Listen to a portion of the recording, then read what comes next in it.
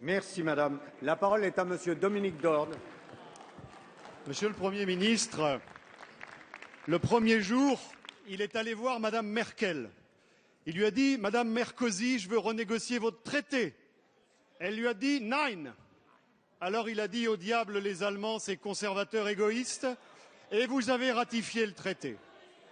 Le deuxième jour, il a voulu casser tout ce qu'avait fait Nicolas Sarkozy. Fini les heures supplémentaires pour 8 millions d'ouvriers et d'employés. Il a dit au diable le pouvoir d'achat des classes moyennes. Le troisième jour, il a levé 30 milliards d'impôts. Tous les riches ont quitté le pays. Et il a dit au diable les riches qu'ils aillent dépenser leur argent en Angleterre. Le quatrième jour, il s'est fait plaisir. Il a levé 7 milliards de dépenses, par exemple en créant 60 000 postes dans l'éducation. Il a dit « Je refuse de céder au diktat des 3%. Nous serons à 3,6. On apprend aujourd'hui qu'il est d'ailleurs à 3,9. Il a dit « Vive les déficits et vive les marchés financiers ». Le cinquième jour, il a récompensé Madame Royal. Il a fait d'elle une banquière parce qu'elle le vaut bien. Et il a dit « Au diable la République irréprochable ». Le sixième jour, il a envoyé la police contre les familles qui tentaient de s'accrocher au peu de repères qu'ils avaient encore. Il a dit au diable les familles, les religions, les conservateurs et les rétrogrades. Vive le progrès! Vive LGBT! Et enfin, le dernier jour, comme le veut la tradition, il s'est reposé. Il est monté sur le mont Corrèze avec Valérie pour contempler son œuvre.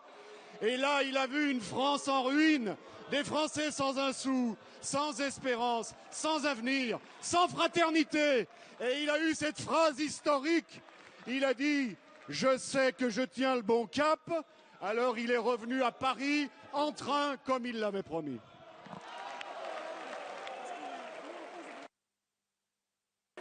Monsieur Dorn, je vous rappelle qu'il est de tradition dans notre hémicycle de ne pas mettre en cause le président de la République. Ça a toujours été une tradition dans cet hémicycle.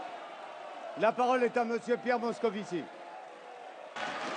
Ça a toujours été une tradition qui a été appliquée notamment par mon prédécesseur.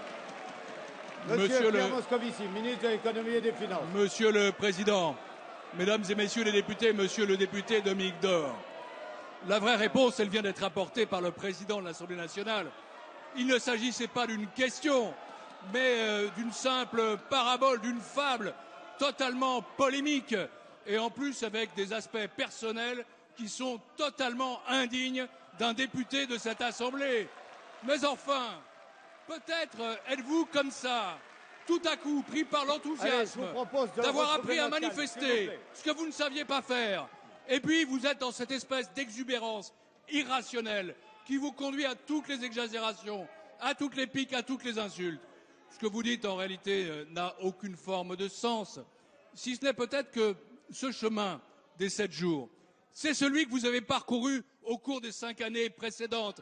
Et les Français vous ont en effet mis au repos, compte tenu de l'échec retentissant de votre politique sur les déficits, sur le chômage, sur la dette, sur l'emploi, sur l'industrie, sur la compétitivité.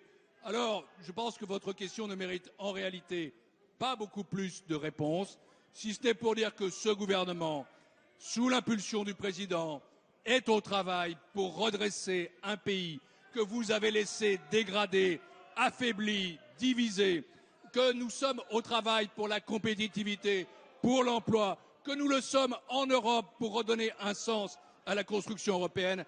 Alors finalement, Monsieur Dorn, finalement, la conclusion, elle vous appartient. Vous êtes au 7e jour. Reposez-vous, vous en avez besoin.